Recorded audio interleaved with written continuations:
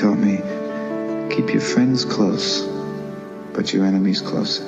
I said it before and I'll say it again. Life moves pretty fast.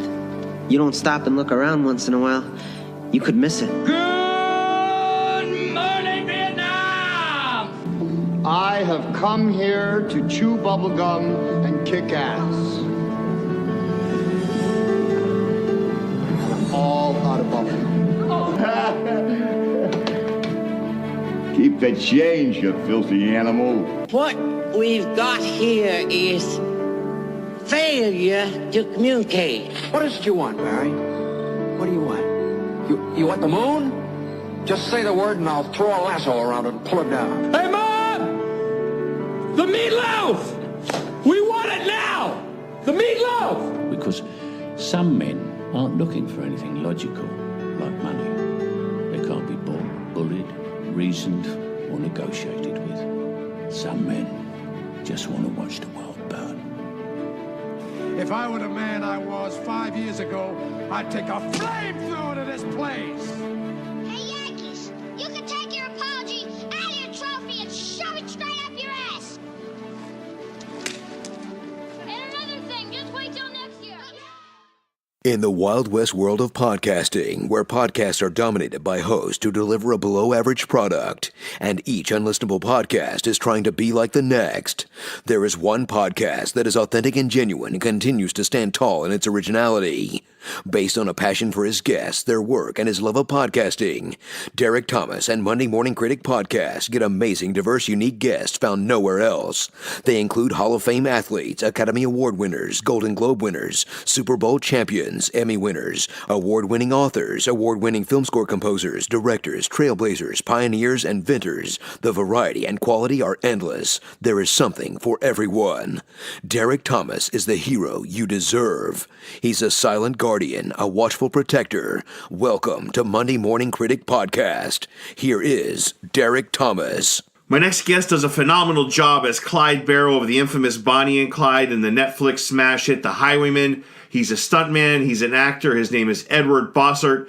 Edward, how are you today, my man? I'm doing quite excellent. Thanks for asking, Derek. How are you? Good, man. So before I get into all this fun stuff on Netflix and all this other stuff, so I Google you on YouTube, obviously. So, I mean, I have to do my research like I always do.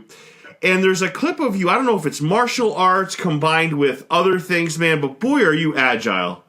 Yeah, probably a tricking clip.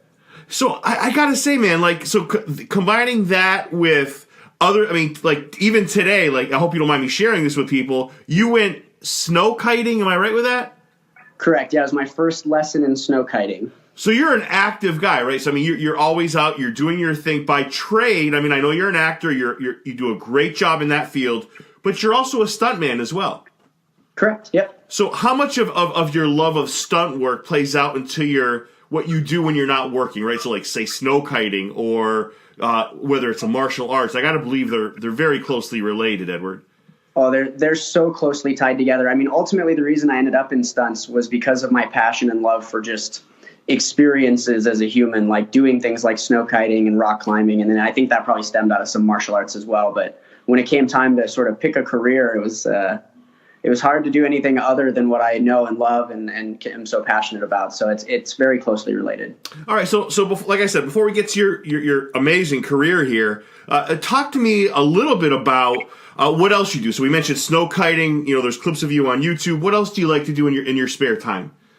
So everything kind of stems around martial arts. There's a lot of daily routine spent in keeping basic martial arts and acrobatic abilities sharp. But lately I've been really getting into distance running just as a way to push myself mentally and kind of at the same time explore some of Southern California and any area I'm in really. But, and then rock climbing. I think rock climbing will always be a big passion for me as well. Speaking of rock climbing, did you get a chance to see Free Solo?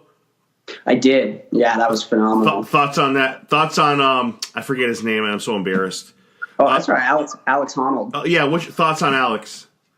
I think he is a very sharp weapon and a single-use weapon at that. Maybe he's perfect for free soloing in how he prepares himself and trains, and that's where his mind is at, as he likes those high-consequence tests of mastery. And so I really appreciate that.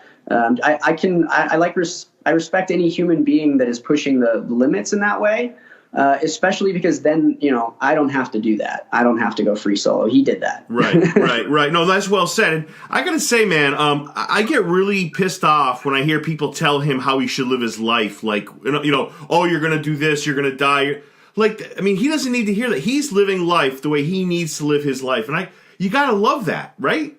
100%. I mean, he's one of the most authentic people in that too, because there's got to be so many people that care about him, that he cares about, that want to tell him how to live his life. And he's got to do what he has to do in that sense. Like he sticks to it. He's been really true about that. So that's one of the reasons I actually really respect him. Yeah. And he's a super smart guy. People assume, he's doing this. He's living on the edge, man. He just loves doing what he does. And there's a lot to be said for that.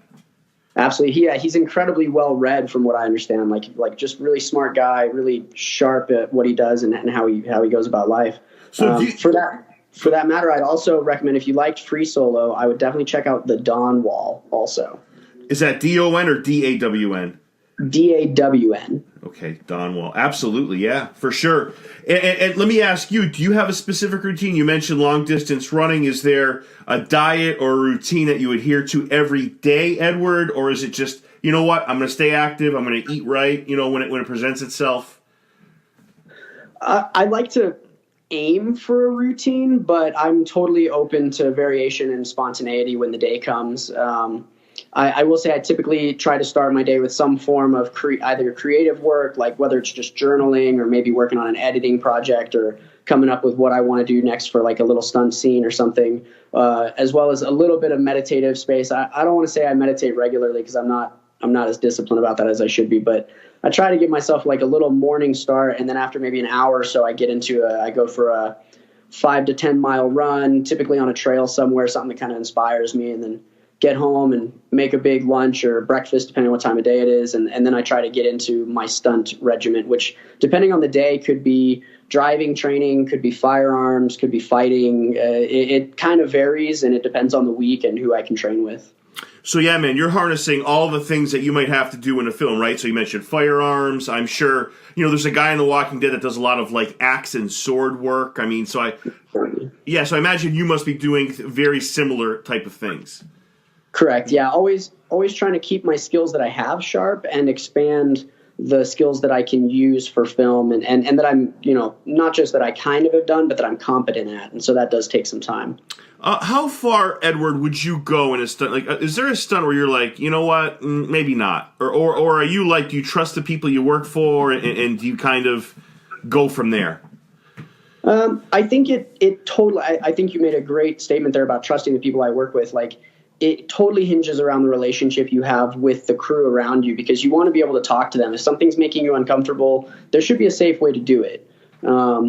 At the same time, it is that game of like not letting your ego of like, well, I want the credit for this, or I want to be known as like doing the hardest, crazy stuff, and knowing when to be like, there might be a better guy for that particular thing.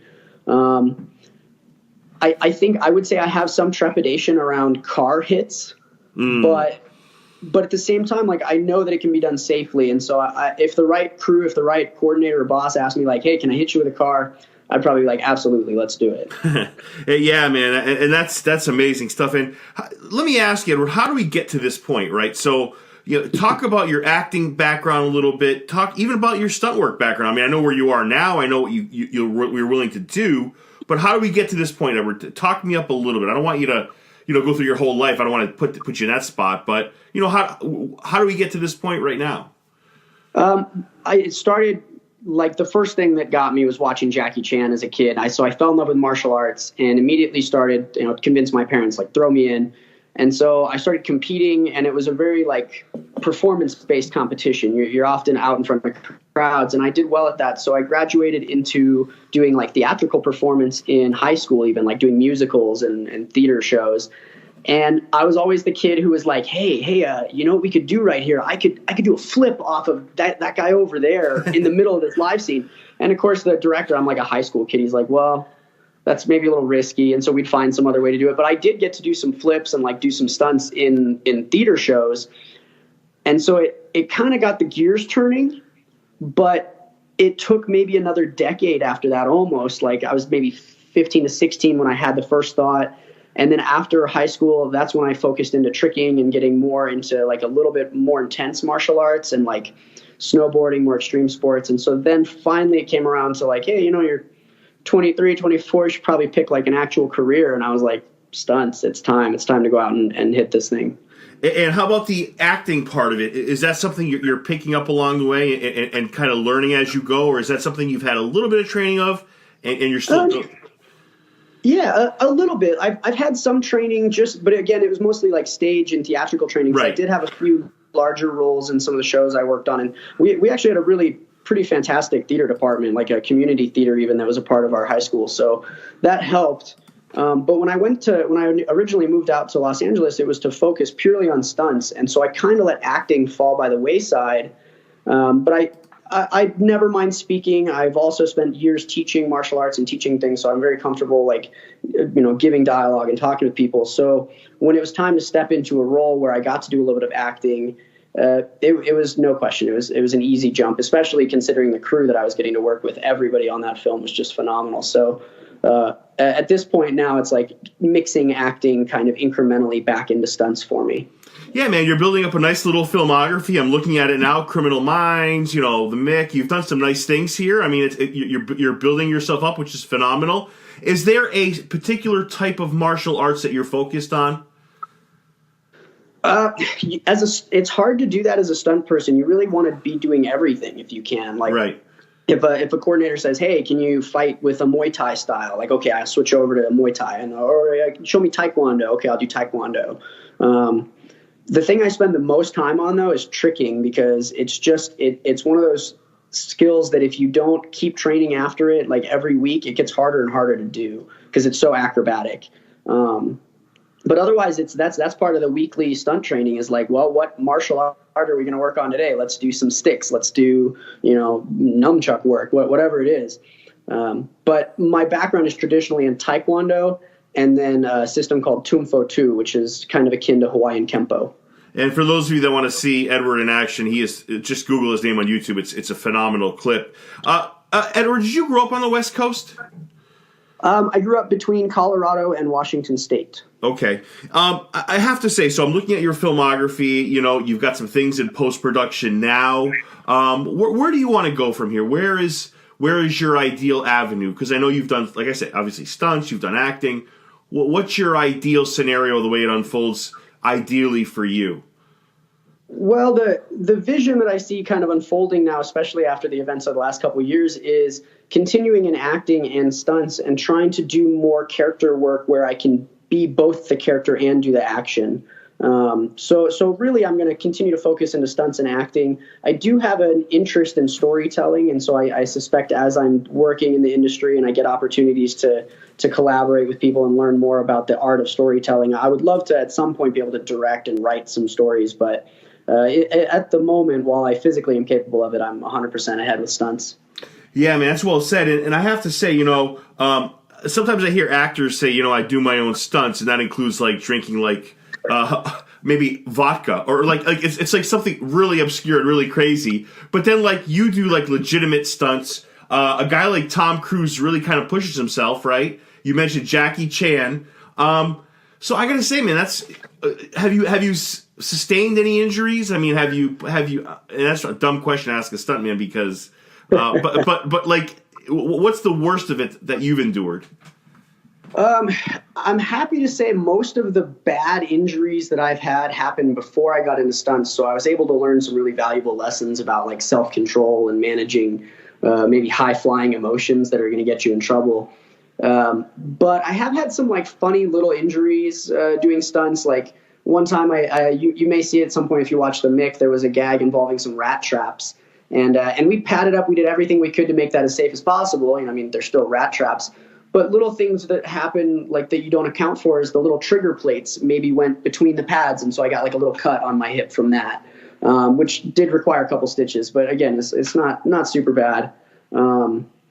I think mostly I've been super fortunate in stunts so far, and I know it's just a natural part of the game. You always get busted up a little bit and bruised up, but I haven't had anything catastrophic happen in the industry. So I want to get your thoughts here, and I certainly don't. I'm not looking for a particular answer.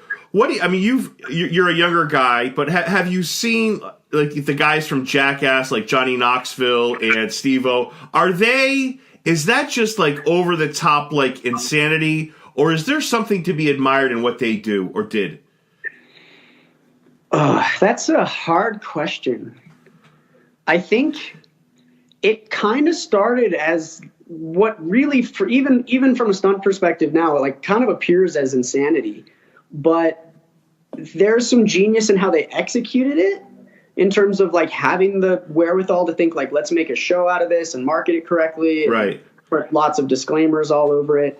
And I think the crazy thing is that, but through doing all that stuff, and I'm not saying that that's a legitimate route to get to where you want to be ultimately, but I think a lot of those guys learned a lot through that and could very safely now execute stunts. But that's because they went through the insanity portion of it, I think, and maybe were a little lucky in their survival rate.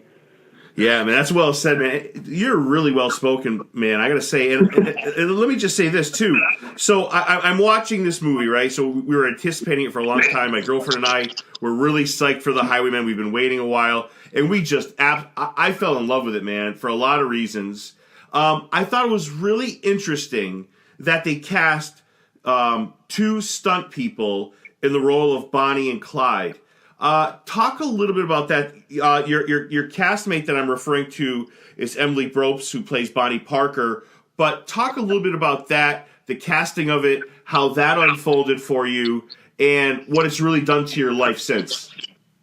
There's a little bit of a crazy story. At least for me, it seemed crazy. I know, kind of backtracking a little bit, I know that John Lee Hancock, the director, he wanted stunt people for Bonnie and Clyde because the movie isn't about Bonnie and Clyde, right? It's about Frank Hamer and Maney Gault, those Texas Rangers. And so you needed somebody that is okay with being an obscure character, which, like, stunt people, that's what we do. Like, you know, you never know it was me in most everything I've done. You think it's some other actor, and I get like 12 frames of me hitting the ground or doing something crazy. Right. But so it's totally okay with me that it's not about me. And so just getting to lend my character to the show in that sense, I know that's why he wanted stunt people.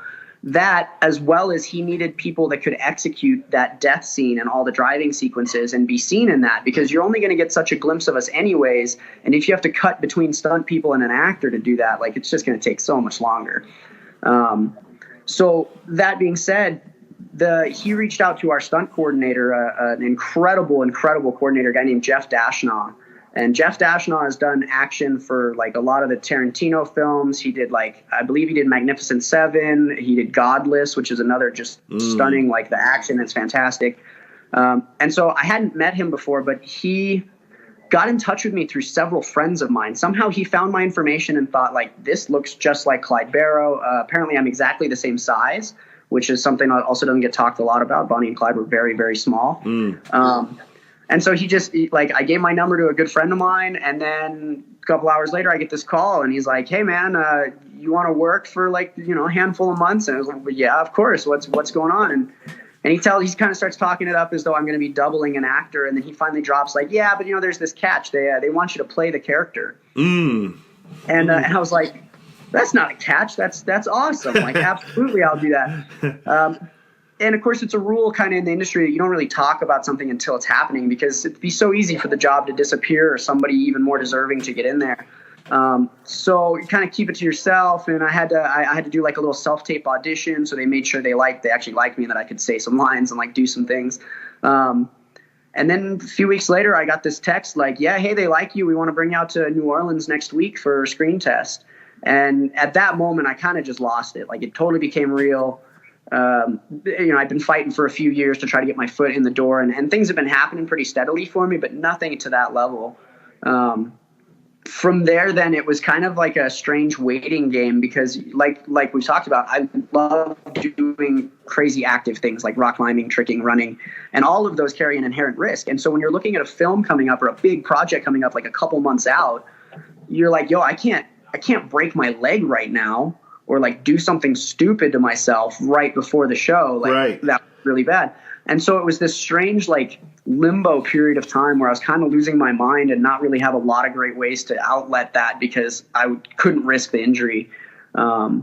So it was a pretty neat experience, though. And of course, my family kind of helped, so I could always talk to them about it. So yeah, man, I have a lot of opinions on this. When I first saw it, I was like, I get what John is doing, and I like it. But I almost wish that you almost had a few speaking lines. But the more I've been thinking about it, you and I have been going back and forth for a few days, so I'm like, I don't know. Like, I think it's good they kind of kept the two of you a little bit of a mystery. I think that's the right way to go.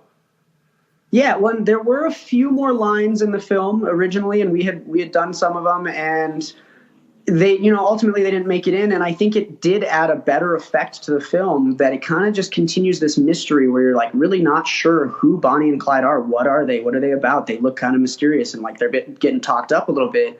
And then you finally get the reveal, and you hear us a little bit and see us, and you're like, what? It's these kids? They're these troublemakers, and they're like, bringing down the law to this extent. And like, sure enough, then you see the results. But I liked that effect, and I think it left some people with mixed feelings, but I like that too. No, it completely adds to the badass factor. Like, it's almost like it makes you guys more of a mystery, and Bonnie and Clyde more of a mystery, right? And I really love that, Edward. I really like that part about it. I do as well. I think, so I did a ton of research into Bonnie and Clyde too, like leading into this. I watched a lot of the old films after reading a lot of books about them, and I really, the way they portrayed us in this film, or they portrayed Bonnie and Clyde in this film, I just think it was spot on. And I think it'll get people to want to ask real questions about like, who were they actually? Let me do some real research. And then wanting to know more about the other half of the legend, which never gets talked about, is that if you're going to gun down legendary outlaws, you need legendary lawmen. Right. No, I completely agree. And you mentioned something earlier. Is that you driving when we watched the movie? I did. I'd say 90% of the driving. There's one scene where I have our assistant coordinator / my stunt double, which sounds just so weird saying. But no, we had JJ Dashnaw, who is just an amazing driver. And the reason part of it came up is that it was a time constraint. And the scene I'm talking about is once they turn into the dust field. Yes. And that scene, and I'll tell you like a little behind the scenes about that, because I was blown away watching that scene happen. I'm a martial artist, so I didn't start with driving stunts. And so I took a class and I learned some stuff about best ways to drive on set and how to do certain slides and turns. And so I got to do a few things with the car. I got to do most of the driving and a couple like interesting turns. And when it kind of came time to do that scene, they were looking at me like, well, do you think you can do it? And I said, well, if we can rehearse it and run it, we can definitely do it. But I know we don't have time. And I know JJ can just jump in that car and make something happen. And they were kind of telling me the same thing earlier. So they like basically letting me know this may happen.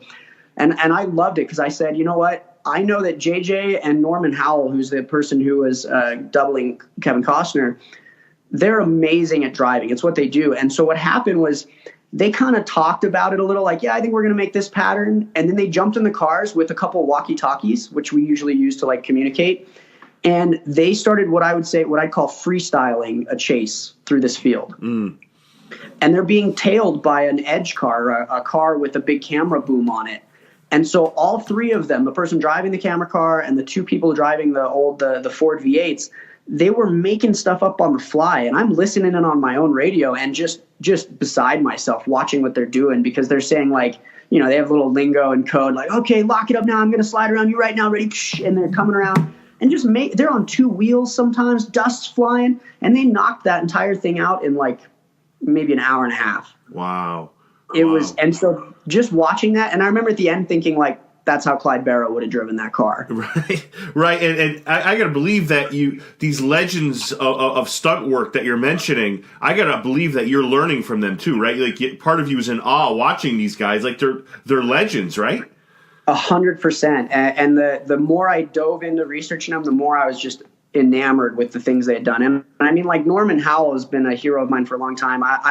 I don't want to fangirl too much on this, but Kevin Costner is basically like one of my original acting heroes. And so anything he had done since Dances with Wolves, Norman Howell's been a big part of. Wow.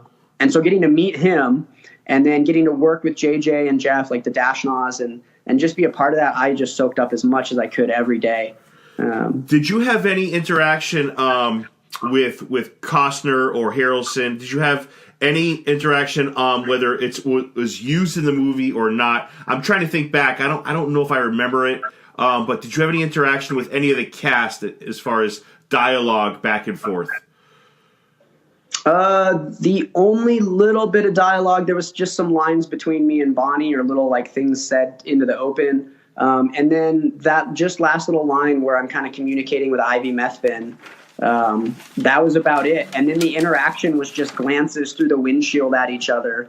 And I mean, there's all, behind the scenes, we got to catch up and talk a bit and get to know each other a little bit. But really in the film, it was me and Bonnie in the car, me and Emily in the car, and then the rest of the world operating around us. Right. Were you in a position to stay on set and watch Costner or Harrelson or Kathy Bates or John Carroll Lynch? Are you in a position to watch them do their thing and kind of learn the same way you learned from the Stuntman, but about acting? Were you in that position? I did get to watch Costner and Harrelson quite a bit. Kathy Bates and John Carroll Lynch, both of them, and I remember, I'll say it how the makeup ladies said it. They were such pros. They came in, they flew in, knocked out their scenes, and flew out in like 2 days. Wow. And I never even like got a chance to see them. But that speaks to like how good they are at reading the situation, knowing what to bring to it, and just knocking it out. Yeah, man, it's an amazing cast. For those of you listening, Costner and Harrelson, Kathy Bates, John Carroll Lynch, Kim Dickens, who I have an absolute crush on. She's phenomenal. Shawshank's William Sadler. Bill My Sadler. God. Oh, man, he nailed it. That was the scene with Bill or William Sadler and Kevin Costner was just maybe my favorite in the film, actually. And I did get to meet Bill Sadler. I kind of went a little crazy when I met him because he's also been a huge acting hero of mine. Yeah, man. That's good, man. Like you're learning from the people you want to learn from, and I know people some people shit on admiration. They say fanboy, fangirl, but you know what, man? That's admiration. There's nothing wrong with that because you still kept it professional. You still did your thing, and I'm telling you, it means a lot to these actors that you feel that way. Well, and I appreciate the way that you view that actually as well, because that's what I try to do is bring appreciation and professionalism as well. But it's sometimes hard to deny how much I'm fanning over one of them.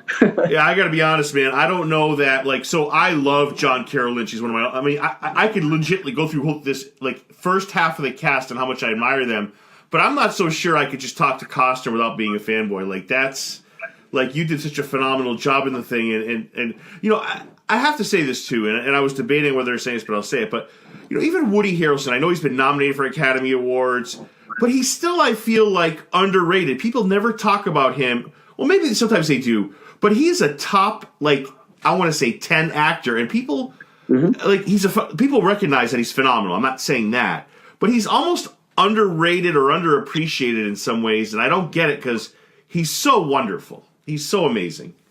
I would completely agree. I mean, lately especially, he's just been slaying it. He is working on everything here. I've seen him so many times, and I love it. And I think you're right. I think he gets maybe under, not quite the right word. I think maybe he's made light of a little bit, and I think some of that is because of how light he brings his characters. Right. He keeps his own, the persona, the attitude, the energy around him. He keeps everything light, and so you don't necessarily get sucked in the same way in terms of appreciating the depth of what he brings to what he does. He's as good as actor as there is on the planet. Absolutely. I mean, 100%. Him and Kevin Costner that's the dynamic duo of acting, and just to see the range that they go through, they're phenomenal. Both of them are just incredible. And I think you're right though that Woody, I think Woody might get more appreciation in the next couple of years because he's really on a great cycle right now. Well, speaking of duo, talk about your rapport with Emily. Mm-hmm. How did you guys get along? Was there a lot of communication? Yeah. I mean, she kind of became an instant best friend. Right. And part of it was, I'd actually heard about her before, because I double teens a lot. I'm 5'5". I'm not very tall. And so anytime you talk about doubling teens or kids, her name comes up. She is one of the most working women in the industry. You want to talk about hard stunts, that girl has been through some things. And she just continues to kick butt all the time. And so when I finally got to meet her, that was another kind of legendary person. And I was totally the underdog on this whole thing.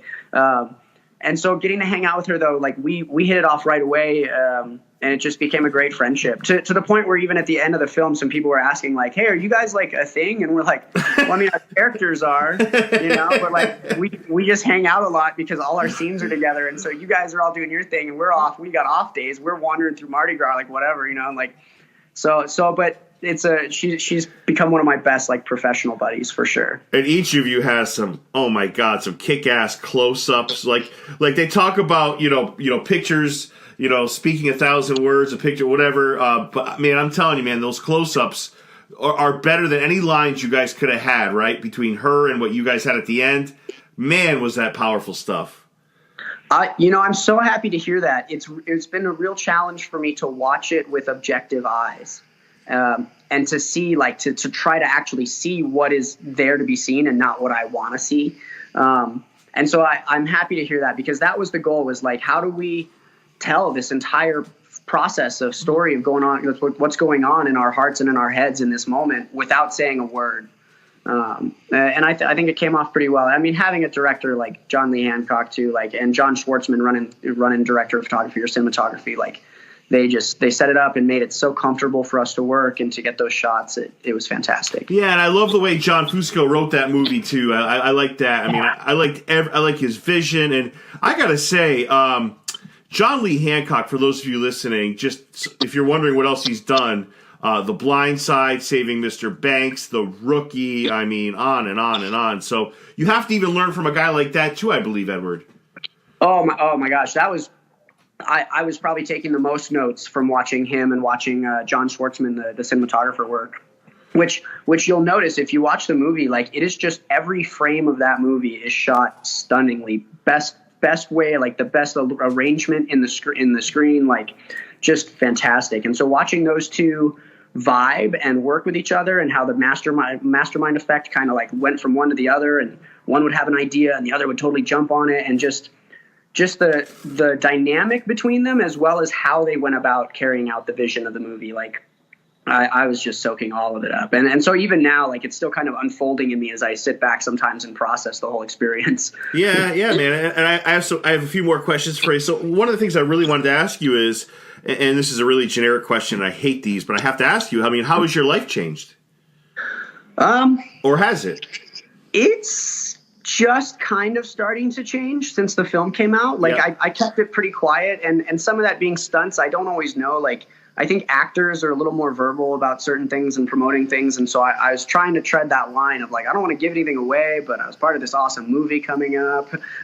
And so now that it's out, now that people are seeing it, it's just been a huge influx of love, which is fantastic, and just trying to absorb that and stay humble and keep my head about me and look for the next way to apply myself in the industry. But hasn't been any crazy changes just yet. I'd say maybe in a couple more weeks, something interesting maybe felt. But mostly the change was in how I respond to situations after being there. After going through such a high intensity experience, driving cars on film and working with these amazing A-list people, like, it brings everything down in volume a little bit. Like, nothing's that big of a deal anymore. It's made it a lot easier to just execute things, in my opinion. Yeah, man, that's well said. And I gotta say, for me, because one of my top 5 of all time, and I've seen everything, is Road to Perdition. It has a very Road to Perdition feel to it. I know Thomas Newman did the score on both, but I gotta say, man, I love that about it. I embrace the movie even more because of that factor.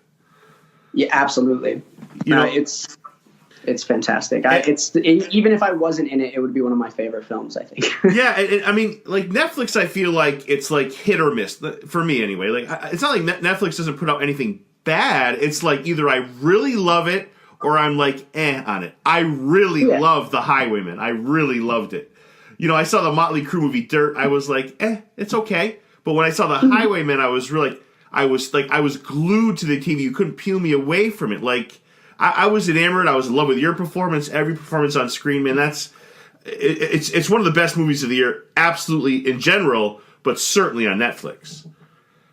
Absolutely. That was sort of one of the things, you worry about a little bit with a newer production company like Netflix, which is so shaking up the game, is like, how is it all going to turn out? And I think they just nailed everything about the film. It's so far set a really good bar for things to continue forward with Netflix, I think. And I'm not going to get too far over the top, but I'm going to say it's got a very, and I know Robert Redford was involved early on in this project. It's got a very Butch Cassidy Sundance Kid type of ending.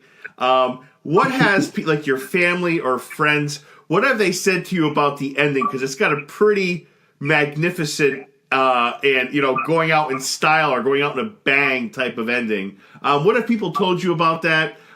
What's the feedback you've gotten? It's got to be great for you at that point. It's, you know, especially as a stunt person, like that's the moment that I can show so much range of what I do. And so I've had just fantastic feedback about that. My family has mostly quite enjoyed it. I think my dad told me he thought it was a little bit spooky, you know, seeing his kid get mowed down. But my mom didn't buy into it for a second because I actually brought her out to New Orleans while I was out there, and she got to watch some of us film like some things and like see a little bit about how it all operates. And so she, as she put it, she knew too much about the film to like see it with those eyes. And I thought that's okay because she doesn't necessarily need to watch me die and believe it. But I think the best comments I got were actually while we were filming it from crew people and from even like Kevin, Kevin Costner. He came over and he just said to Emily and I at one point, he said, "You guys, that was so realistic and brutal that it was hard to continue character. It's hard to continue acting in front of that." Yeah, and I want to ask you one non-related thing before I forget, okay? So what's your take on the fact that they have the car, not only the car, Bonnie and Clyde's car, but they have his like, they have Clyde's shirt at the Whiskey Pete's Hotel and the casino in Prim, Nevada. What's your take on that? Are you okay with that? Is that a little bit over the top, or is it just a part of history? You know, I don't know. I got kind of mixed feelings about it because it's funny you mentioned that. I literally just saw that car yesterday or 2 days ago as I was driving up because I drove through Nevada on my way up to come snow kiting, and I thought like I should go see this car. And of course, the first thought I had was, oh, that looks exactly like the car we had. Like the bullet holes are even in the same spot. So that was nice. Special effects team just nailed it. Right. But yeah, the next thing, like the next thought I had was like, there's a little, almost a shrine to Bonnie and Clyde in there. Like, yeah, but like Clyde's shirt, bloodstained blue shirt is in there.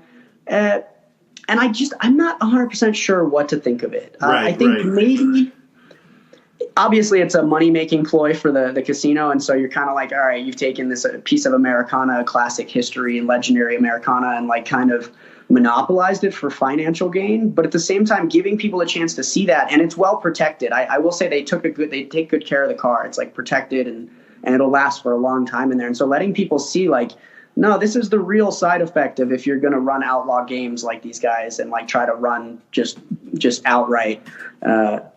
So maybe it's good people can see it, but it might be better served in like a museum or like the Ambush Museum over in Louisiana, where they actually like really are dedicated to Bonnie and Clyde.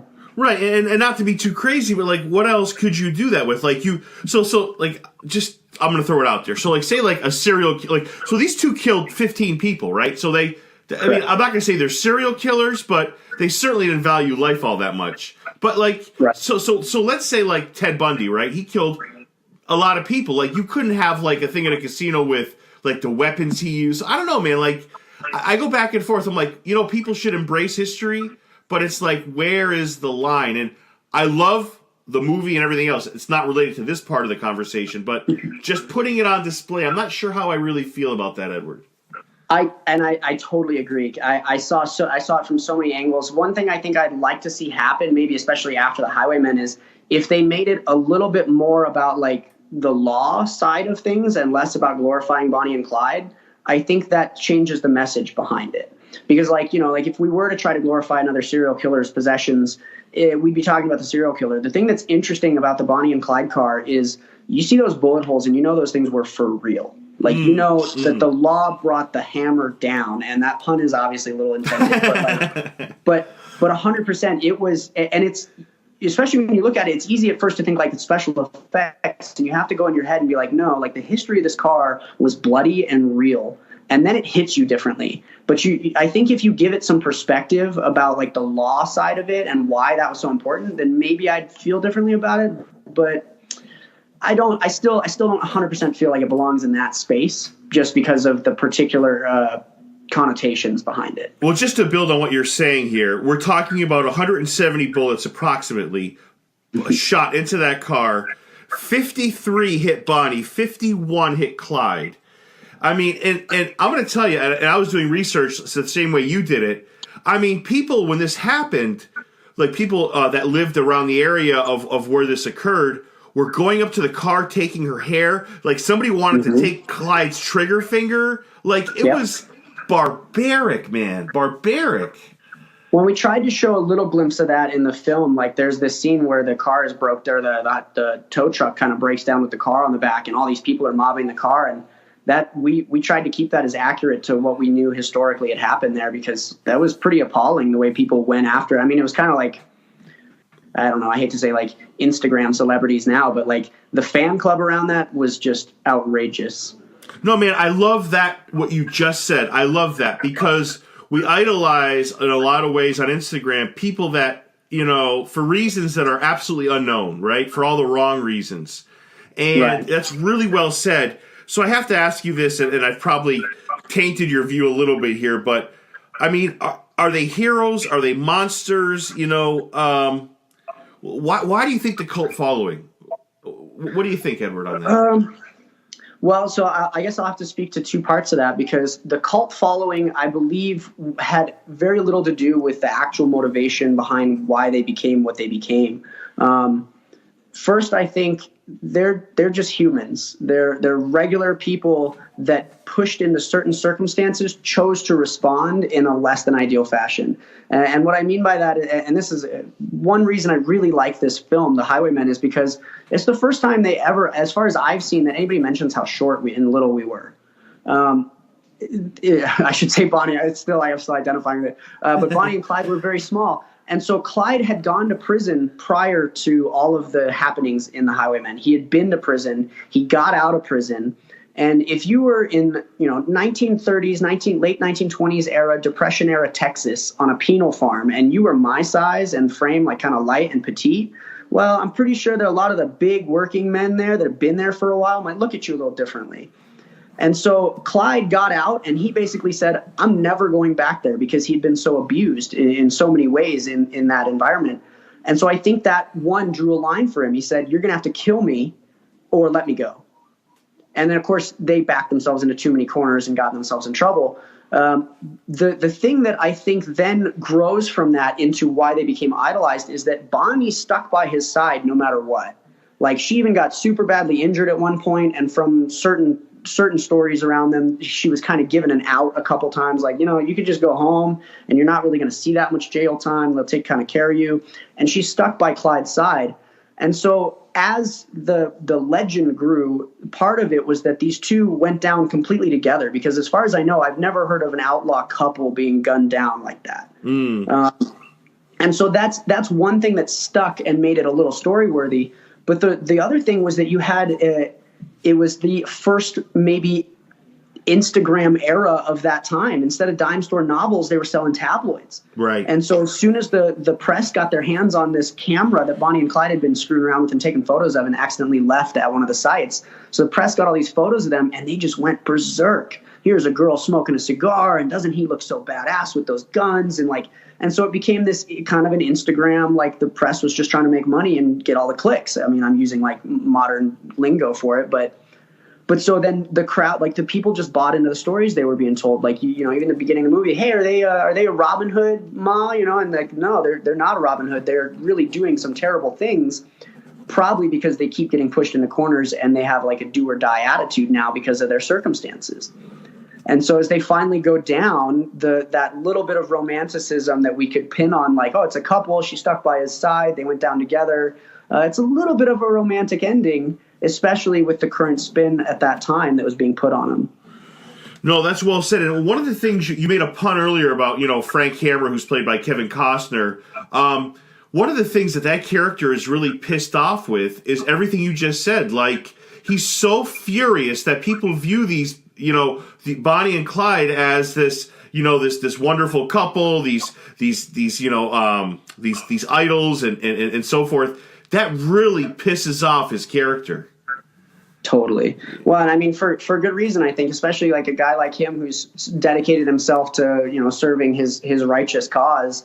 And he has kind of a little bit of legend around him, but really people are flocking to these outlaws that are just doing terrible things. And it's got to be a little bit of a jab as a lawman in your ego, but also in the sense that like there's an outright disregard for law and order by the masses that are all buying into the Bonnie and Clyde hype.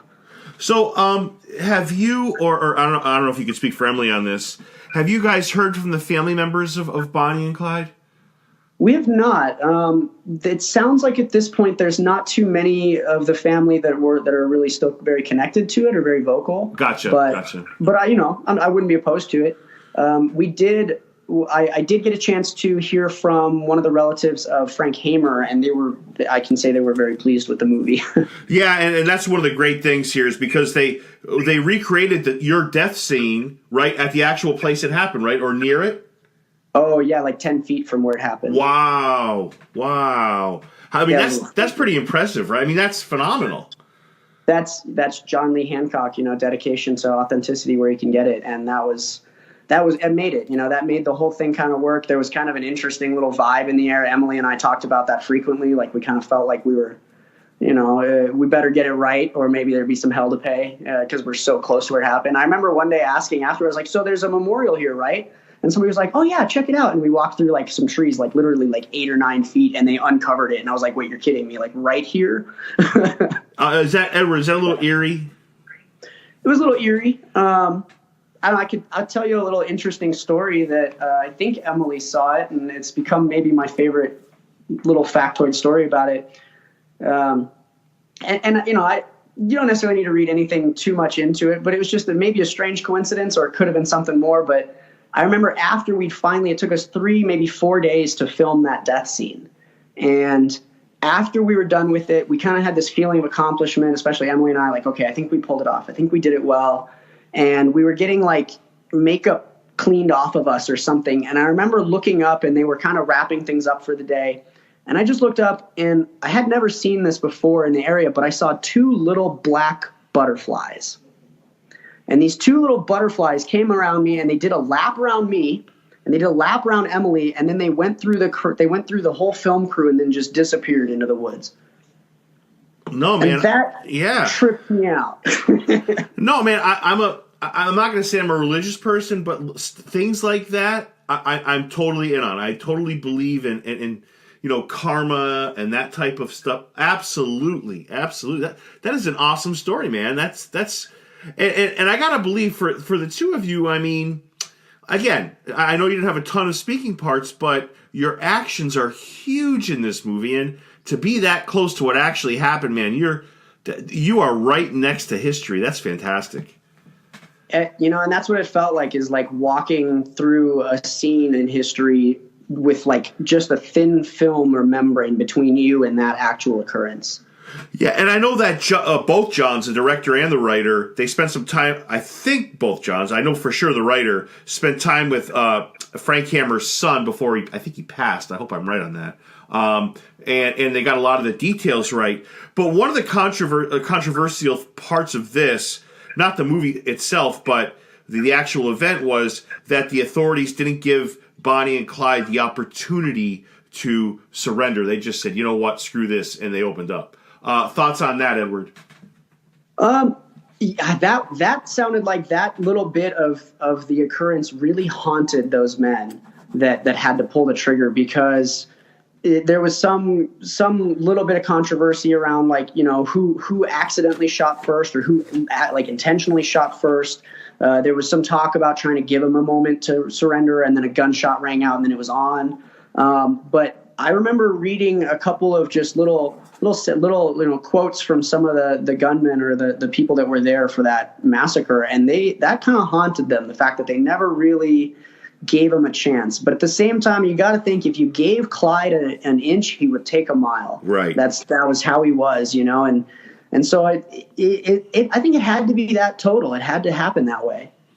No, and you mentioned one of the things that you mentioned, and it's one of the more powerful scenes in the Highwaymen, is the scene with William Sadler, I'm not spoiling anything here, where he turns to Frank Camera, basically says, I love him, he's my son, he was, something went wrong early on, but I want you to get him and end this for us. Like, this is not, look, if you think we enjoy this, you're out of your mind, basically. Right. And I think maybe watching that performance and just feeling the depth of that scene is one of the reasons why that might be one of my favorite scenes in the movie. And I think, again, it kind of helps you digest the way it goes down in the end, because you got to think like, okay, that was a pretty abrupt end. And so the family now can kind of let it pass. Of course, then they were kind of in for other legal issues throughout, aiding and abetting, but they added that stuff later. But still, the family didn't have to deal with this constant on the run deal anymore. So yeah, and the scene that's, I don't want to say funny, but it's like blows you away a little bit, is when Kevin Costner, Frank Hammer, goes gun shopping. It's like he's got enough arsenal there to take down a small village, right? I love that scene. So I have a few more questions, man. Thank you so much for all your time. I really appreciate it.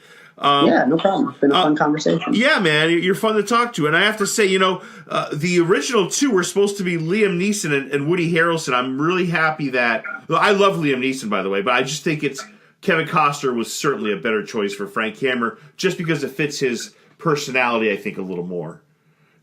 I think so. I think it was a really like a perfect role for him. And I think it happened at a good time in his life, because as I understand it, this movie was kind of negotiated a while ago, 5-10 years ago, and it didn't happen for one reason or another. And I think it needed to happen now at the age that both Woody and Kevin are, because they were adequately able to portray those characters really, really well. Yeah, and I think it's very ironic that both Paul Newman and Robert Redford were involved in this project early on, and the ending of Butch Cassidy and Sundance Kid, as mentioned before, it's very similar, so the irony there. And I love what you said earlier, and a lot of actors I have don't mention this, and directors don't mention this.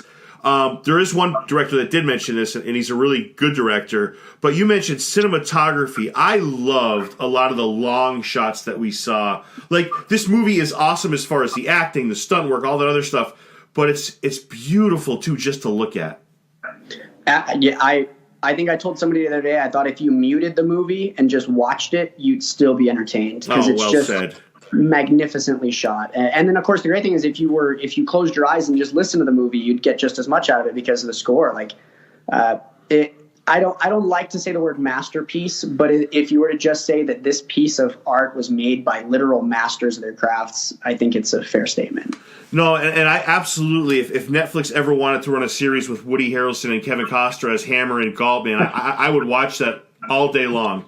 Oh, yeah. It'd be hard to get work done, man. That'd be addicting. So, man, is there anything else you wanted to promote? You've been so kind. You give me almost an hour of your time. You've had a long day. I know that. Mm-hmm. So is there anything you wanted to get out there and promote and talk about? I just say check out the Highwaymen if you haven't seen it. I know they're active on Instagram, and if you follow their Instagram page, they're posting all kind of fun behind the scenes stuff and little like clips through the movie that you may not get a chance to see otherwise. But that's about it. I just try to live in the moment and enjoy where I'm at on this planet. So not too much to promote. I guess check me out online if you like the tricks or like the action and stuff I did in the Highwaymen. There should be more coming. Let me remind, do you want to give people your Instagram or Twitter or Facebook, anything you have out there so they can check you out? Absolutely. I'm most active on Instagram as AKA Ed Boss. His name is Edward Bossert. Man, I enjoyed talking to you today. It was a lot of fun. What a good dude, man. Congratulations on all your success. I am really happy for you. Man, thank you so much, Derek. You've done me a great honor by having me on your show. I really appreciate it. As soon as you reached out to me, I kind of binged more than a couple of your podcasts, especially driving up to Nevada. And I really enjoy the way you conduct yourself in your podcasts. And I'd love to be back on any time you'd have me. How many bullets you got in you? 16, I think. Might be good to have a doctor look at you sometime. Might be good to have a doctor look at you sometime. I ain't got no bullets in me. Because I was covering you. You may have heard there was a prison break. It was Bonnie and Clyde. Governor, this has to end. They've committed dozens of armed robberies and several cold-blooded murders. What do you plan to do about Bonnie and Clyde? We will capture them. Write that down and underline it twice. There's only one man who can take them down. I'll come back. Hey, you got room for one more? Not even packed. Ah, Judas Priest, get in. This is 1934. Gangsters, submachine guns. And you put cowboys on Bonnie and Clyde? Texas Rangers. This is an emergency alert. Police are not yet releasing details, but have stated that Bonnie and Clyde may have struck again. Forgive me, Father, for I have seen. This is a highly coordinated operation. So much pain and suffering. Roadblocks, air surveillance. Your time's passed, cowboy. What the hell is the world coming to? Used to be you had to have talent to get published. Now all you gotta do is shoot people. See the devil dressed in white. She used her foot to turn him over so he could see what was about to happen. Hi, sweetie. This has gone far enough. I'm gonna take them down. What a fine idea.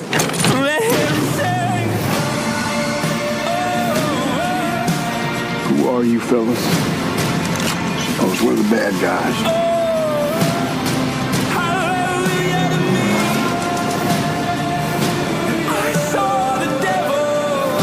You come to the wrong place, mister.